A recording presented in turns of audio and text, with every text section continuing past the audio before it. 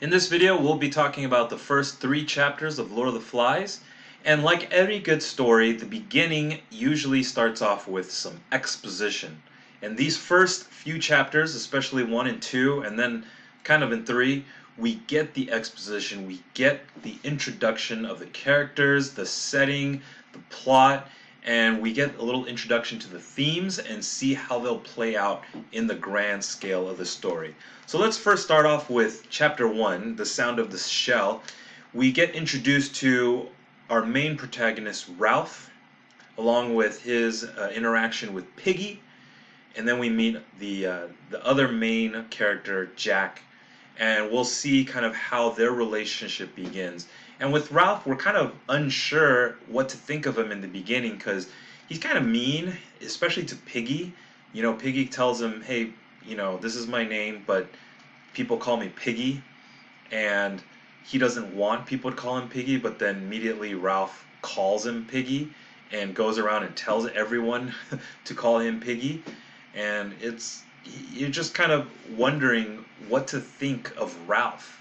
But in the end, or towards the end of the chapter, and then we see in chapters 2 and 3, he begins to emerge as the leader, along with Jack, who kind of is in charge of the choir boys, but you kind of see the leadership of Jack and Ralph emerge from these first few chapters, and we see that they're the ones with the most charisma, and we'll kind of see how their relationship evolves as the story progresses.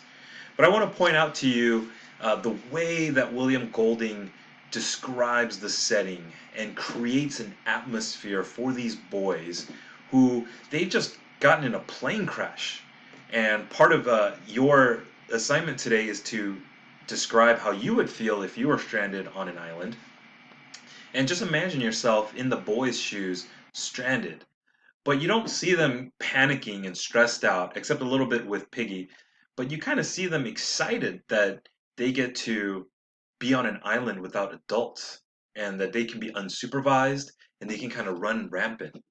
And it kind of contrasts and begins this theme and juxtaposes the ideas. Juxtaposes just means compare side by side. It just compares, juxtapose, whatever you want to say, the idea of civilization versus savagery. And we see the boys really wanting to be their own ruler and kind of just let themselves do whatever they want until it comes to the conch. Once that conch is sounded, and if you haven't watched my other video, you can hear what that conch sounds like. And it's a very piercing sound, and it represents the coming of people to form some kind of civilized society. And so once that conch is sounded, then the boys gather, all the boys of different walks of life, all come together to try to start planning what their life on the island will look like. And all the boys represent different things, different aspects of society. And so we'll talk about that in just one moment. But keep that in mind, the gathering when those boys come together and the different personalities. I also want to talk a little bit about the setting. Look at this. Look at this paragraph that William Golding gives in the beginning of chapter 1. Um, Look at how he describes the island. Here the beach was interrupted abruptly by the square motif of the landscape, a great platform of pink granite thrust up uncompromisingly through forest and terrace and sand and lagoon to make a raised jetty 4 feet high.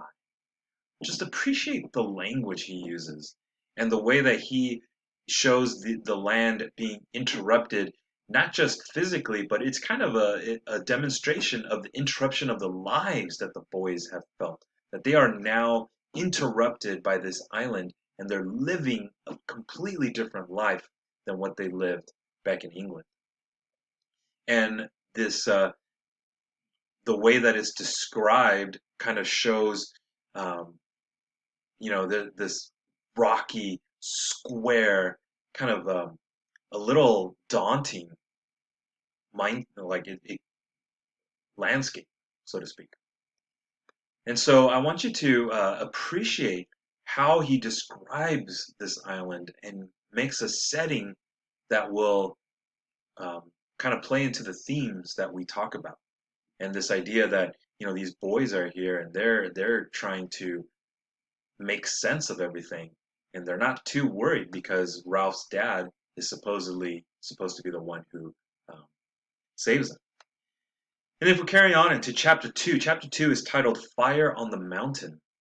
And very importantly, we see the importance of Peggy's spectacles, and you'll write a little bit about what you think that represents. Um, but it's important because it creates the fire, and this fire is supposed to be the thing that rescues the boys um, from the island. And they're supposed to keep this fire running at all times so that there's smoke billowing, so that a sailor or someone far away could see that smoke and come to rescue the boys. Right? And so we get introduced to that and how important that fire is going to be. So keep that in mind, especially as we read the next few chapters of why that fire, that smoke, and Piggy's spectacles are so important. And finally, chapter 3, Huts on the Beach, we get a little bit more introduced to Jack's character and how he's so obsessed with hunting. He has this mindset that he has to hunt, he has to kill something to get food. And he goes down this rabbit hole of making that the most important decision and desire for him and his choir boys here on this island. And so we'll see how that um, plays into the whole relationship between him and Ralph and other members of the island. So keep that in mind. And let's talk a little bit about the symbolism chart. So here is the symbolism chart. Um, in it, it's 3 columns, and it's pretty self-explanatory, but here are the instructions. You're going to have to look at symbolism, and hopefully by now you know that literary term of symbolism. It's a very important part of the story in general, but it's used to take an object or a person and have it represent something else. And so what you're going to do in this chart is you're going to look at the left column, which is the object or the character, and you're going to think about what that person or what that object represents. And then in the far right column, I want you to find at least one quote, just one quote, or two, if you're feeling ambitious, just 1 or 2 quotes tell you why you chose that representation.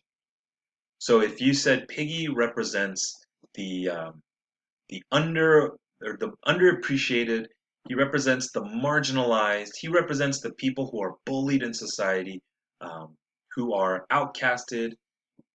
Great.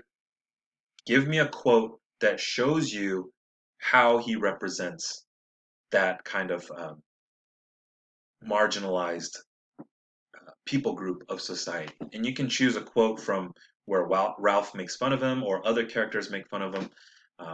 But just make sure you have a good quote to back what you said in what that character or what that uh, person represents.